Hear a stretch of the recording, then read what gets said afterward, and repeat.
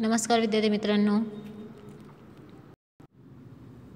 मागच्या तासाला आपण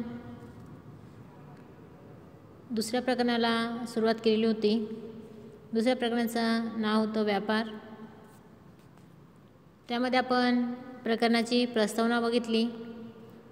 त्यानंतर व्यापार म्हणजे काय ते हे आपण बघितलं की व्यापार म्हणजे वस्तू आणि सेवांची देवाणघेवाण करण्याची प्रक्रिया होय।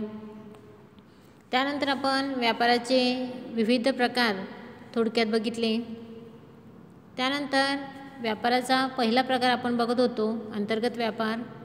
मग अंतर्गत व्यापार म्हणजे काय ते आपण बघितलं की देशातल्या देशामध्ये चालणारा व्यापार किंवा जेव्हा वस्तू आणि सेवांची खरेदी आणि विक्री देशाच्या सीमेअंतर्गत भागात केली जाते तेव्हा त्याला अंतर्गत व्यापार असे म्हणतात। मग त्याची उदाहरणंही आपण बघितली होती। त्यानंतर आपण बघितलं की अंतर्गत व्यापारामध्ये उत्पादन वितरण साखळी ही अतिशय महत्त्वाची असते।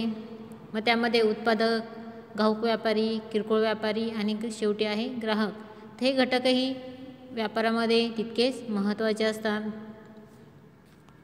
त्यानंतर आज आपण अंतर्गत व्यापाराचे प्रकार बघणार आहोत। मग अंतर्गत व्यापाराचे दोन प्रकार पडतात किंवा पुढील दोन प्रकारामध्ये अंतर्गत व्यापाराचं वर्गीकरण केलं जातं। पहिला प्रकार आहे घाऊक व्यापार, त्याला होलसेल ट्रेड असं म्हटलं जातं। त्यानंतर दुसरा प्रकार आहे किरकोळ व्यापार, त्याला रिटेल ट्रेड असं म्हटलं जातं। तर अंतर्गत व्यापाराचे घाऊक व्यापार आणि किरकोळ व्यापार असे दोन प्रकार पडत असतात। त्यातला आपण पहिला प्रकार बघणार आहोत घाऊक व्यापार किंवा होलसेल ट्रेड। मग आता घाऊक व्यापार म्हणजे काय तर जेव्हा वस्तूंची खरेदी उत्पादकाकडून किंवा निर्मात्यांकडून मोठ्या प्रमाणावर पुनर्विक्रीच्या उद्देशाने केली जाते त्यास घाऊक व्यापार असे म्हणतात। म्हणजे बघा की जे वस्तूंचे निर्माते असतात किंवा जे वस्तू तयार करतात त्या उत्पादकाकडून किंवा निर्मात्याकडून मोठ्या प्रमाणावर वस्तूंची खरेदी ही पुन्हा विकण्याच्या उद्देशाने केली जाते तेव्हा त्यास घाऊक व्यापार असं म्हटलं जातं। या घाऊक व्यापारात बघा खरेदी विक्री करण्यामध्ये जी व्यक्ती व्यस्त असते त्या व्यक्तीला घाऊक व्यापारी असे म्हणतात। तसंच हा घाऊक व्यापारी किरकोळ व्यापाऱ्यांना विक्री करण्यासाठी उत्पादकाकडील किंवा उत्पादकाकडून वस्तूंची खरेदी करत असतो। म्हणजेच हा घाऊक व्यापारी खरेदीदार आणि विक्रेते दोघेही असतात। म्हणजे तो वस्तूंची खरेदी करतो आणि पुन्हा त्या वस्तूंची विक्रीही करत असतो। घाऊक व्यापारी बघा की वस्तू आणि सेवांच्या वितरणामध्ये म्हणजे वाटपामध्ये विविध भूमिका पार पाडत असतो। तसेच उत्पादकाच्या वस्तू ग्राहकांपर्यंत पोहोचवण्याचं काम सुद्धा हे घाऊक व्यापारी करत असतात। पुढे आपल्याला घाऊक व्यापाराचे किंवा घाऊक जे व्यापारी आहेत त्यांची व्याख्या दिलेल्या आहेत। दोन व्याख्या आपल्याला दिलेल्या आहेत। त्यामध्ये पहिली व्याख्या आहे फिलिप कोटलर। तर त्यांच्या मते जी व्यक्ती व्यवसायात मालाची पुनर्विक्री करण्याच्या उद्देशाने मालाची खरेदी करत असते आणि यासाठी विविध प्रक्रियांचा समावेश करीत असते त्यास घाऊक व्यापारी असे म्हणतात। त्यानंतर दुसरी व्याख्या दिली इलेवन थॉमस। आता यांच्या मतानुसार की जी व्यक्ती खऱ्या अर्थाने उत्पादक नसते व किरकोळ व्यापारीही नसते परंतु या दोघांमध्ये जोडणारा दुवा म्हणून कार्य किंवा काम करत असते त्यास घाऊक व्यापारी असे म्हणतात। म्हणजे जी व्यक्ती वस्तू तयार करत नाही किंवा थेट ग्राहकांना जाऊन वस्तू विकत नाही परंतु उत्पादक आणि जे किरकोळ व्यापारी असतात तर त्या दोघांना जोडणारा दुवा म्हणून कार्य किंवा काम करत असते अशा व्यक्तीस घाऊक व्यापारी असं म्हटलं जातं। मग पुढे आपल्याला घाऊक व्यापाराची वैशिष्ट्ये दिलेली आहेत। मग घाऊक व्यापाराचं वैशिष्ट्य त्यामध्ये पहिलं वैशिष्ट्य दिलं त्यांनी की घाऊक व्यापारी मोठ्या प्रमाणात उत्पादकाकडून वस्तूंची खरेदी करत असतो। आता बघा की होलसेल किंवा घाऊक व्यापारी त्यालाच म्हटलं जातं की त्याच्याकडे मोठ्या प्रमाणावर वस्तूंचा साठा हा केलेला असतो। म्हणजेच उत्पादकाकडून किंवा कारखान्यातून या व्यक्ती मोठ्या प्रमाणावर वस्तूंची सुरुवातीला खरेदी करत असतात आणि तो माल आपल्या दुकानामध्ये किंवा आपल्या गोदामामध्ये साठवून ठेवत असतात आणि मागणीनुसार त्याची विक्री करत असतात. अशा लोकांना किंवा अशा व्यक्तीला घाऊक व्यापारी असं म्हटलं जातं. आणि म्हणून त्याचं पहिलं वैशिष्ट्य आहे की घाऊक व्यापारी हे मोठ्या प्रमाणावर उत्पादकाकडून वस्तूंची खरेदी करत असतात. त्यानंतर दुसरं वैशिष्ट्य आहे वाटपाच्या प्रक्रियेमध्ये घाऊक व्यापारी सर्वात जास्त धोका स्वीकारतो किंवा पत्करतो. आता वाटपाची प्रक्रिया म्हणजे काय, तर वितरणाची प्रक्रिया. आता बघा की धोका स्वीकारणे, मग घाऊक व्यापारी वस्तूंच्या किमतीत होणारे बदल असेल किंवा बाजारपेठेविषयी कार्य असेल, तसेच वस्तूंच्या मोठ्या प्रमाणावर साठा असेल तर इत्यादीविषयी धोका स्वीकारत असतो. त्यानंतर पुढचं तिसरं वैशिष्ट्य आहे घाऊक व्यापारी एका प्रकारच्या किंवा काही विशिष्ट प्रकारच्या वस्तूंची खरेदी विक्री करत असतो. आता आपण बरेच घाऊक व्यापारी बघतो बघा किंवा होलसेल व्यापारी बघतो की त्यांच्याकडे एकाच प्रकारच्या वस्तू असतात. मग काही व्यापारी जे आहेत तर त्यांच्याकडे किंवा ते खाद्यतेलाचेच व्यापारी असतात की त्यांच्याकडे मोठ्या प्रमाणावर खाद्यतेलाचा साठा हा केलेला असतो आणि त्यानंतर ते मागणीनुसार त्याची विक्री करत असतात. किंवा काही व्यापारी हे किराणा माल विकत असतात, होलसेल भावामध्ये त्याची विक्री करत असतात. किंवा काही व्यापारी हे धान्याचे व्यापारी म्हणून गावामध्ये शहरामध्ये प्रसिद्ध असतात.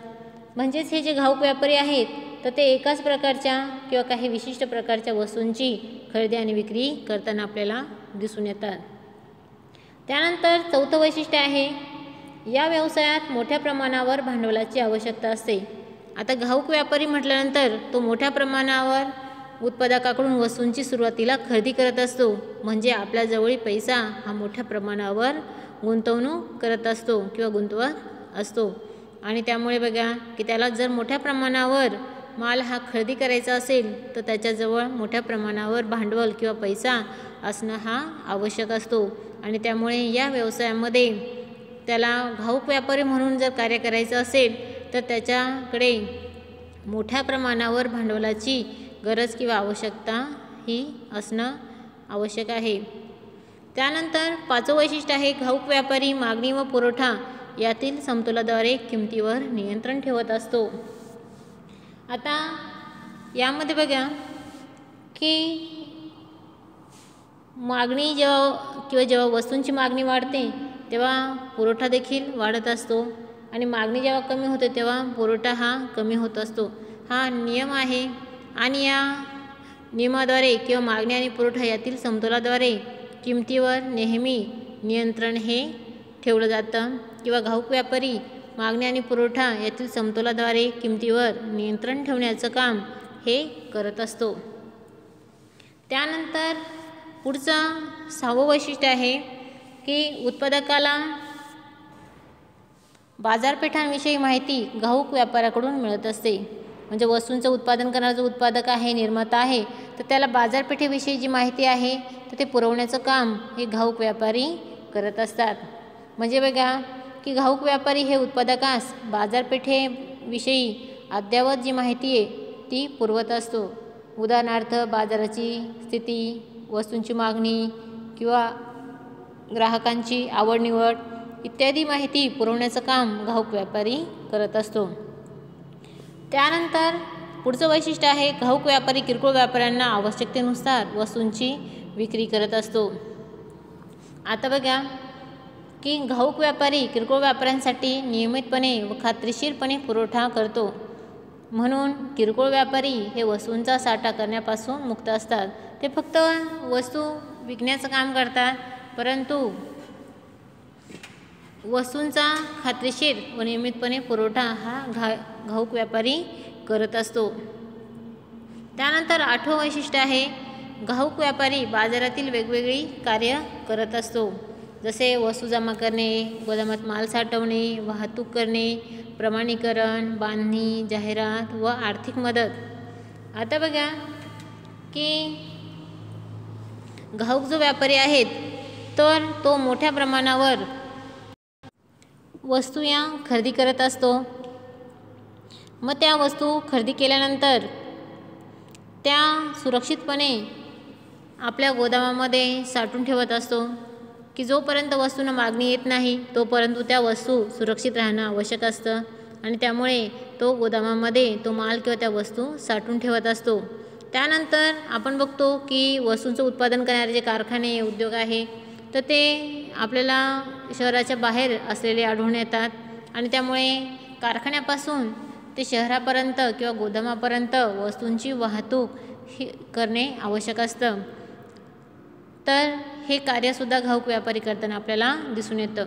त्यानंतर वस्तूंचं प्रमाणीकरण असेल, वस्तूंची बांधणी असेल किंवा वस्तूंची जाहिरात करणं असेल की जोपर्यंत वस्तूंची माहिती ही ग्राहकांपर्यंत पोहोचत नाही तोपर्यंत त्या वस्तूंना मागणीही येत नाही आणि त्यामुळे त्या वस्तूंची जाहिरात करणं आवश्यक असतं आणि त्यामुळे हे घाऊक व्यापारीसुद्धा बघा मोठ्या प्रमाणावर वस्तूंची जाहिरात करतात आणि त्यावर लाखो रुपये खर्च करताना दिसून येतात। त्यानंतर हे घाऊक जे व्यापारी आहेत तर ते किरकोळ व्यापाऱ्यांना आर्थिक मदत करण्याचं कामही करत असतात किंवा उधारीवर या व्यापाऱ्यांना वस्तू किंवा माल हे देत असतात। तर अशी कार्य घाऊक व्यापारी करत असतात।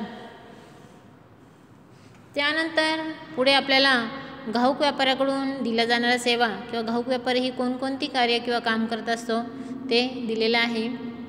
तर घाऊक व्यापाऱ्याकडून दिल्या जाणाऱ्या सेवा, मग घाऊक व्यापारी हा उत्पादकांना आणि किरकोळ व्यापाऱ्यांना सेवा देण्याचं काम हे करत असतो। मग त्यामधलं पहिलं आपल्याला बघायचं आहे उत्पादकांना दिल्या जाणाऱ्या सेवा। मग घाऊक व्यापारी हा उत्पादकांना कोणत्या सेवा देत असतो तर पहिली सेवा आहे मोठ्या प्रमाणावर खरेदी। आता बघा की घाऊक व्यापारी हा उत्पादकाकडून मोठ्या प्रमाणात वस्तूंची सुरुवातीला खरेदी करतो आणि किरकोळ व्यापाऱ्यांकडून लहान लहान प्रमाणात खरेदीचे आदेश हे गोळा करत असतो। म्हणजेच बघा की उत्पादकाकडील वस्तू किंवा माल हा मोठ्या प्रमाणावर सुरुवातीला खरेदी करतो आणि त्यानंतर त्या वस्तू किरकोळ व्यापाऱ्यांना विकण्याचं काम किंवा विक्री करण्याचं काम तो करत असतो। त्यानंतर दुसरं कार्य आहे साठवणूक किंवा दुसरी सेवा आहे साठवणूक। घाऊक व्यापाऱ्याकडील माल साठवणुकीची सोय असते किंवा घाऊक व्यापाऱ्याकडे मोठ्या प्रमाणावर खरेदी केलेल्या वस्तू सुरक्षितपणे साठवून ठेवण्याची सोय केलेली असते आणि त्यामुळे उत्पादनापासून ते वितरणापर्यंत म्हणजे कारखान्यापासून ते शहरापर्यंत गावापर्यंत लागणारा वेळ घाऊक व्यापारी हा नेहमी भरून काढत असतो। त्यानंतर पुढची सेवा आहे वाहतूक। आता घाऊक व्यापारी उत्पादन ठिकाणापासून मागणीच्या ठिकाणापर्यंत मालाचा पुरवठा हा करत असतो किंवा मालाची वाहतूक ही करत असतो। त्यानंतर पुढची सेवा आहे आर्थिक सहाय्य। आता बघा की घाऊक व्यापारी उत्पादकांना उत्पादनासाठी आगाऊ रक्कम देत असतो ज्यामुळे कमी वेळेत वस्तूंचं उत्पादन करणं उत्पादकांना शक्य होत असतं। आपण म्हणतो की ॲडव्हान्समध्ये कारखाना जे चालवतात किंवा कारखान्याचे जे मालक असतात त्यांना आगाऊ रक्कम दिली किंवा ॲडव्हान्समध्ये पैसे जमा केले असं आपण सहजपणे म्हणून जातो, परंतु घाऊक व्यापारीसुद्धा बघा की आर्थिक सहाय्य किंवा आगाऊ रक्कम देण्याचं कार्य हे करत असतात। त्यानंतर पुढचं कार्य आहे बाजारपेठेविषयी माहिती पुरवणे। आताच आपण बघितलं की घाऊक व्यापारी हे उत्पादकास बाजारपेठेविषयी जी अद्ययावत माहिती आहे ती पुरवण्याचं काम करतो। उदाहरणार्थ मग बाजाराची परिस्थिती असेल, वस्तूंची मागणी, ग्राहकांची आवड निवड इत्यादी सर्व माहिती पुरवण्याचं काम हे घाऊक व्यापारी करत असतात। पुढचं आहे धोका स्वीकारणे पुढचे सेवा आहे धोका स्वीकारणे। आताच आपण मागे वैशिष्ट्यांमध्ये बघितलं की घाऊक व्यापारी उत्पादकाला आगाऊ रक्कम देतो आणि किरकोळ व्यापाऱ्याला उधारीची सवलत देतो। या दरम्यान घाऊक व्यापारी मोठ्या प्रमाणावर धोके हे स्वीकारत असतो आणि वस्तूंना ग्राहकाकडून मागणी येईपर्यंत वस्तूंचा साठा हा करून ठेवत असतो। म्हणजेच बघा जर वस्तूंना मागणी आली तरच त्याचा गुंतवलेला पैसा त्याला परत मिळू शकतो, परंतु वस्तूंना जर मागणी आली नाही, ग्राहकाकडून जर मागणीच केली गेली नाही तर त्या वस्तू तशाच पडून राहण्याचा धोका हा निर्माण होत असतो। त्यानंतर पुढचं कार्य आहे बाजारपेठेविषयी कार्य। घाऊक व्यापारी बाजारपेठेतील वेगवेगळी कार्य करतो जसे गोदामात माल साठवणे, जाहिरात, विक्री वाढीसाठी प्रयत्न करणे इत्यादी कामे उत्पादकाच्या वतीने तो करत असतो. तर घाऊक व्यापाऱ्याकडून उत्पादकांना या सर्व सेवा या दिल्या जात असतात किंवा हे सर्व कार्य हे केले जात असते. त्यानंतर पुढे जे घाऊक व्यापारी आहे तर ते किरकोळ व्यापाऱ्यांनासुद्धा सेवा देण्याचं काम हे करत असतात. मग त्यामध्ये पहिलं आहे वस्तूंचा साठा. मग आता बघा, घाऊक व्यापारी मोठ्या प्रमाणावर वस्तूंचा साठा करतो, त्यामुळे किरकोळ व्यापाऱ्यांना वस्तू सहजपणे उपलब्ध होत असतात आणि त्यामुळे ग्राहकांच्या मागणीप्रमाणे वस्तूंचा पुरवठा करणं हे शक्य होत असतं. त्यानंतर दुसरी सेवा आहे नियमित पुरवठा. आता घाऊक व्यापारी किरकोळ व्यापाऱ्यांसाठी नियमितपणे व खात्रीशीरपणे पुरवठा करत असतो आणि म्हणून किरकोळ जे व्यापारी आहेत तर ते वस्तूंचा साठा करण्यापासून मुक्त होत असतात. म्हणजे फक्त वस्तूंचा साठा किंवा पुरवठा हे घाऊक व्यापारी करतात आणि किरकोळ व्यापारी जे आहेत तर ते फक्त वस्तू विकण्याचं काम करत असतात किंवा ग्राहकांच्या मागणीप्रमाणे वस्तूंचा पुरवठा किंवा वस्तूंची विक्री करताना दिसून येतात. त्यानंतर पुढचं आहे धोका स्वीकारणे. आता घाऊक व्यापारी वस्तूंच्या किमतीमध्ये होणारे बदल असेल, बाजारपेठेविषयक कार्य असेल, वस्तूंच्या मोठ्या प्रमाणावरील साठा असेल तर इत्यादी विविध धोका स्वीकारत असतात, परंतु किरकोळ व्यापारी या सर्व धोक्यांपासून मुक्त असतो. त्यानंतर पुढचं आहे आर्थिक मदत. आता बघा की घाऊक व्यापारी उधारीची सवलत देत असतात किंवा सूट देत असतात आणि त्यामुळे किरकोळ व्यापाऱ्यांना आर्थिक मदत ही मिळत असते. म्हणजेच किरकोळ व्यापाऱ्यांच्या खेळत्या भांडवलामध्ये वाढ होत असते. म्हणजे उधारीवर हे लोक किंवा किरकोळ व्यापारी हे वस्तू आणत असतात, त्या वस्तूंची विक्री केल्यानंतर मग पैसे हे घाऊक व्यापाऱ्याला परत करत असतात. त्यानंतर बाजारपेठेविषयी माहिती. आता विविध वस्तूंची बाजारपेठेविषयीची माहिती घाऊक व्यापारी देत असतो. ही माहिती नवीन उत्पादन असेल, उत्पादनाचे नवनवीन प्रकार असेल, नवीन योजना असेल तर इत्यादी संदर्भात असते आणि त्यामुळे घाऊक व्यापारी किरकोळ व्यापाऱ्यांना वस्तू खरेदी केव्हा करायच्या, कधी करायचं याबद्दल मार्गदर्शनही करत असतो.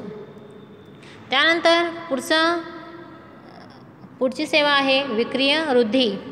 घाऊक व्यापारी उत्पादित मालाची जाहिरात करीत असतो आणि त्यामुळे वस्तूच्या विक्रीत मोठ्या प्रमाणावर वाढ होत असते. परिणामी किरकोळ व्यापाऱ्यांची विक्री देखील वाढत असते. तर अशा प्रकारे बघा की घाऊक व्यापारी हे उत्पादकांना आणि किरकोळ व्यापाऱ्यांना विविध सेवा देण्याचं काम करत असतात किंवा विविध कार्य हे करताना दिसून येतात.